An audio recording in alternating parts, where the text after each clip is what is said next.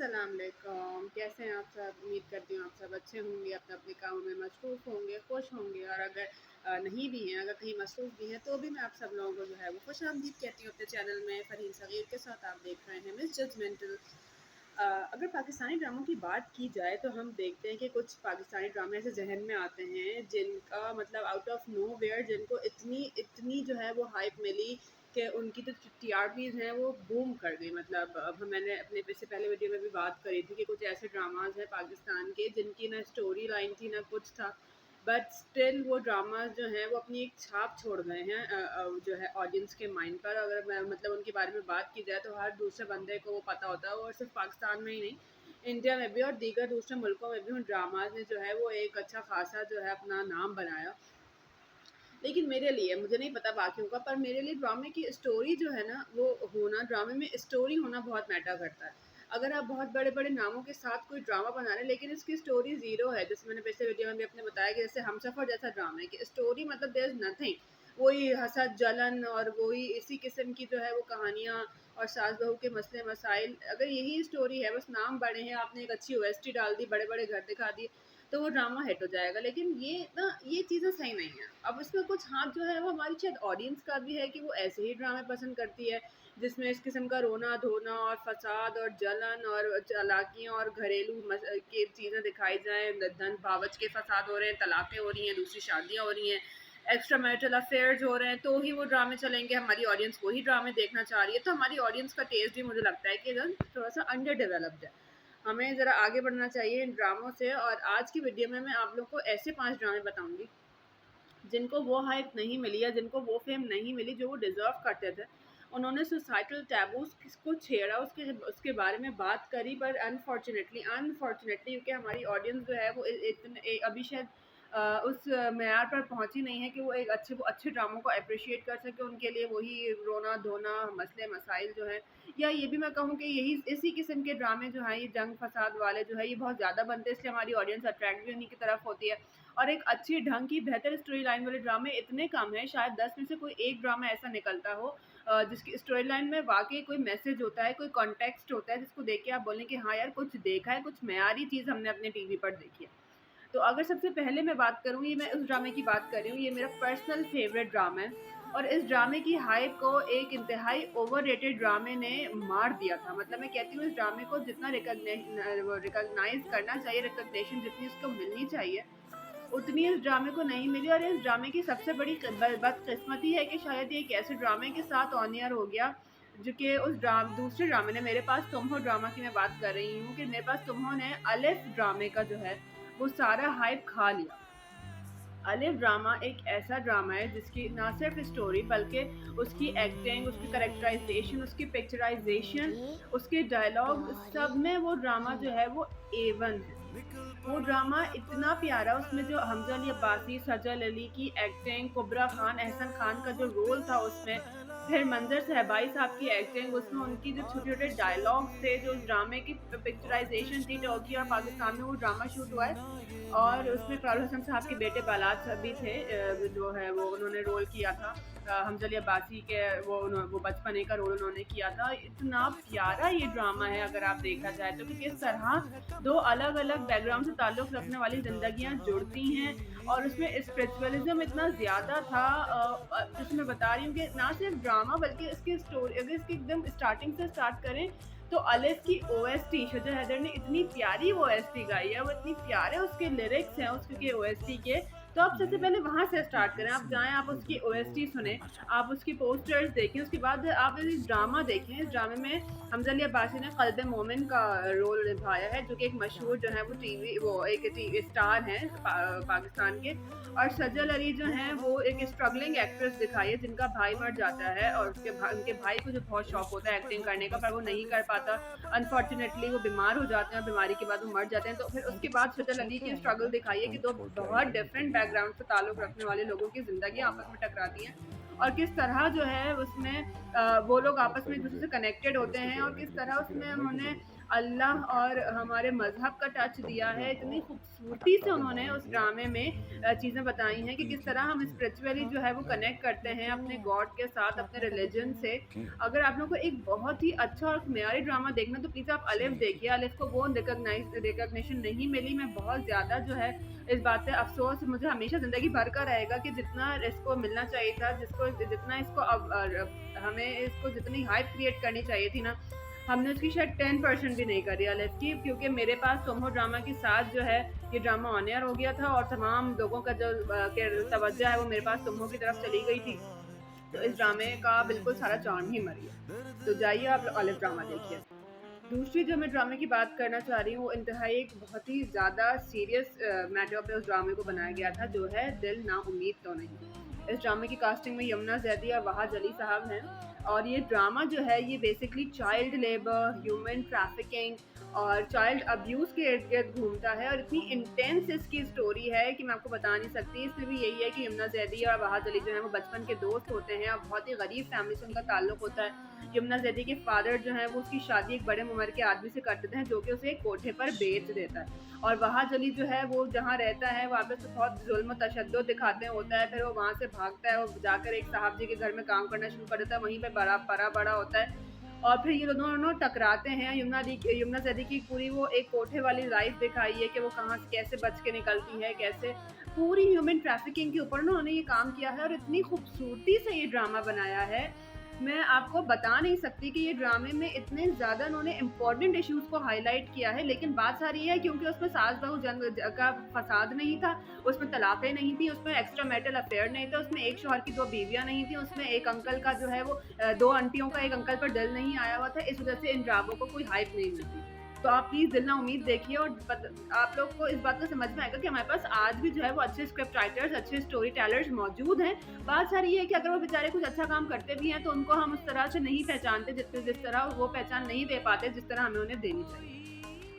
तीसरा ड्रामा है चीख। ये ड्रामे में भी इन्होंने एक ऐसी लड़की का किरदार दिखाया है जो कि एक ऐसे मॉरल डिलेमा में फंस जाती है जब उसको पता चलता है कि उसकी बेस्ट फ्रेंड का जो कत्ल है वो उसके अपने देवर ने किया है और सिर्फ कत्ल ही नहीं, कत्ल करने से पहले उसके देवर ने उसकी बेस्ट फ्रेंड का रेप करने की भी कोशिश की होती है और जब वो नहीं कर पाता तो गुस्से में वो उसको कत्ल कर देता है। और जब सबा कमर जो कि मेन लीड है उनको पता चलता है कि उनके देवर ने ये काम किया है तो उनको किस किस तरह की जो है वो सिनेरियोज को फेस करना पड़ता है। ये ड्रामा जो है ये इसी पूरी टॉपिक पर मबनी है और बहुत खूबसूरती से इसमें सबा कमर के कैरेक्टर का डेवलपमेंट दिखाई है कि पहले तो वह इस बात को एक्सेप्ट नहीं कर पाती, फिर जब वो एक्सेप्ट करती है तो उसको अपने घर की तरफ से क्या प्रेशर होता है, सोसाइटी की तरफ से क्या प्रेशर होता है, फिर क्योंकि कहने को तो उसको सगा देवर ही होता है ना, तो वो इस डिलेमा में फंस जाती है कि वो अपनी बेस्ट फ्रेंड की जो है वो उसके कत्ल का बदला ले या अपने देवर को अक्यूज करे। और उसका देवर भी बहुत एक बिगड़ा शहजादा दिखाया होता है जो कि अपनी भाभी को बहुत तंग भी करता है क्योंकि उसको पता होता है कि उसकी भाभी उसका साथ नहीं दे रही है और उसकी भाभी जो है फर्स्ट क्रिएट कर रही है चीज़ों को लेके। तो चीख एक बहुत ही अच्छा मेयारी ड्रामा था जिसमें एक लड़की की ज़िंदगी को दिखाया कि किस तरह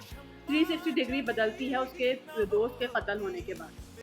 चौथा ड्रामा जो हमारे पास वो ये ऐसा ड्रामा है कि मेरे ख्याल से इस ड्रामे को बनाने के बाद या इस ड्रामे की शूटिंग के बाद या इस ड्रामे को लिखने के बाद ना सारे जितने भी क्रू इसमें इन्वॉल्व था ना, बस उन लोगों ने शायद अपने ही आप को सल्यूट किया होगा क्योंकि ये इतना खूबसूरत ड्रामा था। मैं इस ड्रामे की बात कर रही हूँ जो है दास्तान। दास्तान एक पुराना ड्रामा है, एक नया ड्रामा नहीं है। मेरे ख्याल से उस वक्त शायद ड्रामों की वो हाइप नहीं थी, लेकिन दास्तान एक ऐसा ड्रामा है जो कि प्री पार्टीशन से लेकर पार्टीशन के बाद तक की एक लड़की बानो की ज़िंदगी के ऊपर जो है वो मबनी है। बानो का कैरेक्टर इंतहाई खूबसूरती से जो है वो सनम बलोच साहिबा ने निभाया है। इसमें फवाद खान जो है वो मेन लीड हैं, सबा कमर हैं, एहसन खान हैं, ये समीना पीरज़ादा हैं, ये सारे महरीन जब्बार हैं, ये सारे जो हैं ये इनके मेन लीड्स में शामिल हैं।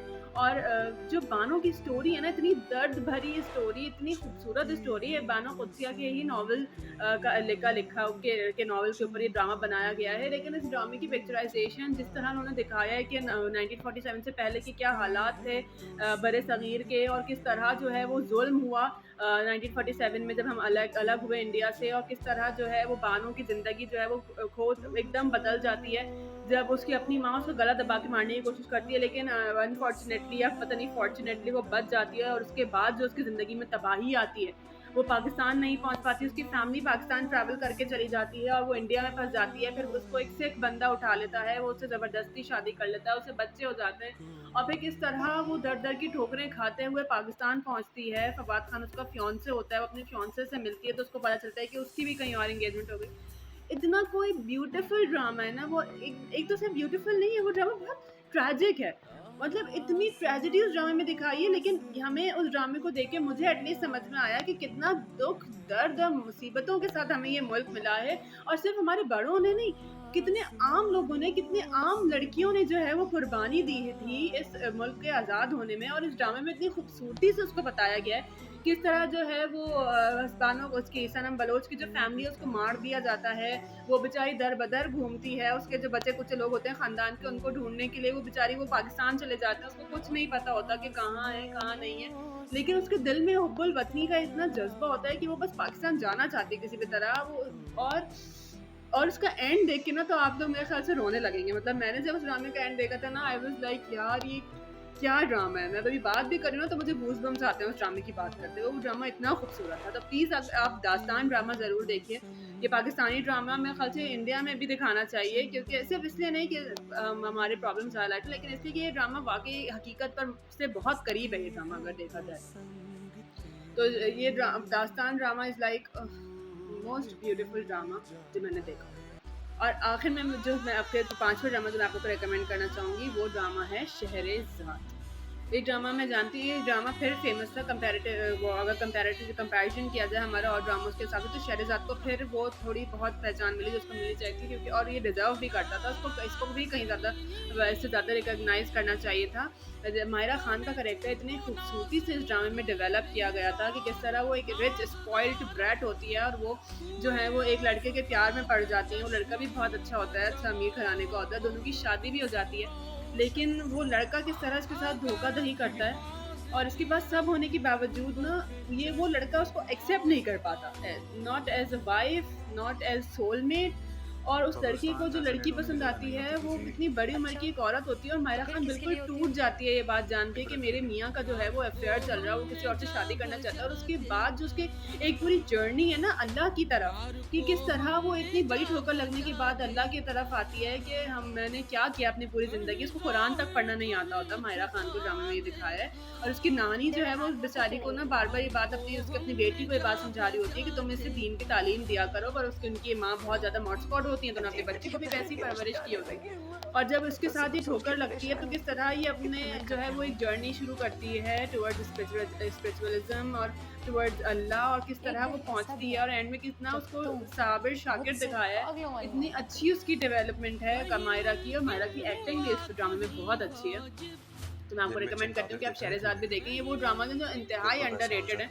इन ड्रामों को मैं कहती हूँ कि हर किसी को देखना चाहिए, कि हमें पता चले, इन ड्रामों को प्रमोट करना चाहिए कि भाई सामने वालों को पता चले कि हमारे पास भी एक क्वालिटी कंटेंट मौजूद है। सिर्फ रोने धोने के और मारपीट के और तलाकों के अलावा भी ना दुनिया में बहुत सी स्टोरीज हैं जो मौजूद है पाकिस्तान में, कि पाकिस्तानी राइटर्स के पास इतना पोटेंशियल है कि वो इस पर काम कर सके। मसला सारा ये है कि अगर इस किस्म के कोई अच्छे ड्रामे 100 में से एक बनते भी हैं तो उनको हम पहचान नहीं देते, वो बेचारे दब जाते हैं और उल्टे सीधे ड्रामों के हाइप के बीच में वो कहीं खो जाते हैं, जो एक बहुत बड़ा मसला है यहाँ पर। मैं कहती हूँ इस चीज़ को जो है ना वो बहुत ज़्यादा हाईलाइट करना चाहिए कि क्यों आखिर, एक तो हमारी ऑडियंस का भी शायद मसला है, दूसरी चीज़ हमारे मेकर्स का भी मसला है कि उनको लगता है कि बस ऑडियंस ने यही देखना है तो बस वो यही बनाते हैं। और ऑडियंस भी अगर बाइकआउट करे ना ऐसे उल्टे सीधे फजूल किस्म के ड्रामों को जिसमें ये उल्टी सीधी चीज़ों को जो प्रमोट कर रहे हैं, और ऐसे ड्रामों की वो हमें जो है वो हाइप रेट करनी चाहिए जिसमें कुछ स्टोरी तो हो, कुछ पता तो चले हमने कुछ देखा है, कुछ क्वालिटी कंटेंट तो टीवी पर आए। नहीं बस उल्टी सीधी चीज़ें दिखा दो, यही बस हरा सर जलन दिखा दो, तो हमारी ऑडियंस भी खुश है, हमारे मेकर्स भी खुश हैं और हमारे सेलिब्रिटीज़ भी खुश हैं। वो भी इस बार पे कोई वो नहीं करते, बड़े बड़े सेलिब्रिटीज़ को लेकर इतने घटिया घटिया ड्रामे बन जाते हैं ना कि कभी मैं सोच में पड़ जाती हूँ कि यार ये सेलिब्रिटी कैसे स्क्रिप्ट साइन कर देते हैं।